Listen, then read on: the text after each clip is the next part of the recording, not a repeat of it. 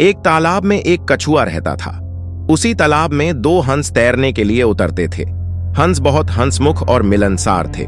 कछुए और उनमें दोस्ती हते देर न लगी। हंसों को कछुए का धीमे धीमे चलना और उसका भोलापन बहुत अच्छा लगा। हंस बहुत ज्ञानी भी थे। वे कछुए को अद्भुत बातें बताते, आर्षि मुनियों की कहानियां सुनाते। हंस तो दूर दूर तक घूमकर आते थे, इसलिए दूसरी जगहों की अनोखी बातें कछुए को बताते। कछुआ मंत्रमुग्ध होकर उनकी बातें सुनता। बाकी तो सब ठीक था, पर कछुए को बीच में टोका टाकी करने की बहुत आदत थी। अपने सज्जन स्वभाव के कारण हंस उसकी इस आदत का बुरा नहीं मानते थे। उन तीनों की घनिष्ठता बढ़ती गई। दिन गुजरते गए।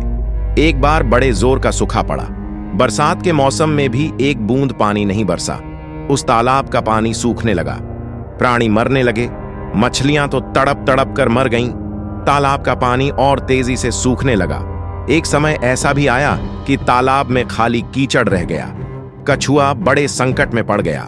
जीवन मरण का प्रश्न खड़ा हो गया। वहीं पड़ा रहता तो कछुए का अंत निश्चित था। हंस अपने मित्र पर आए संकट को दूर करने का उपाय सोचने लगे। वे अपने मित्र कछुए को ढाढ़स बंधाने का प्रयत्न करते और हिम्मत न हारने की सलाह देते। हंस केवल झूठा दिलासा नहीं दे रहे थे, वे दूर दूर तक उड़कर समस्या का हल ढूंढते। एक दिन लौटकर हंसों ने कहा, मित्र, यहां से 50 कोस दूर एक झील है। उसमें काफी पानी है, तुम वहां मजे से रहोगे।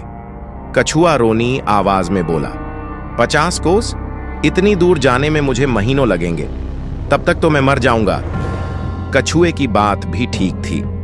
हंसों ने अक्ल लड़ाई और एक तरीका सोच निकाला। वे एक लकड़ी उठाकर लाए और बोले, मित्र, हम दोनों अपनी चोंच में इस लकड़ी के सिरे पकड़कर एक साथ उड़ेंगे। तुम इस लकड़ी को बीच में से मुंह से थामे रहना। इस प्रकार हम उस झील तक तुम्हें पहुंचा देंगे। उसके बाद तुम्हें कोई चिंता नहीं रहेगी। उन्होंने चेतावनी दी, पर याद रखना, उड़ान के दौरान अपना मुंह न खोलना, वरना गिर पड़ोगे। कछुए ने हामी में सिर हिलाया। बस लकड़ी पकड़कर हंस उड़ चले।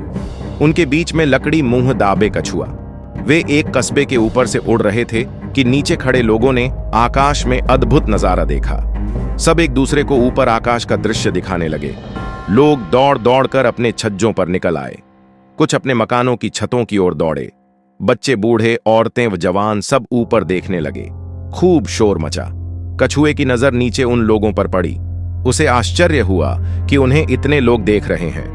वह अपने मित्रों की चेतावनी भूल गया और चिल्लाया, देखो कितने लोग हमें देख रहे हैं।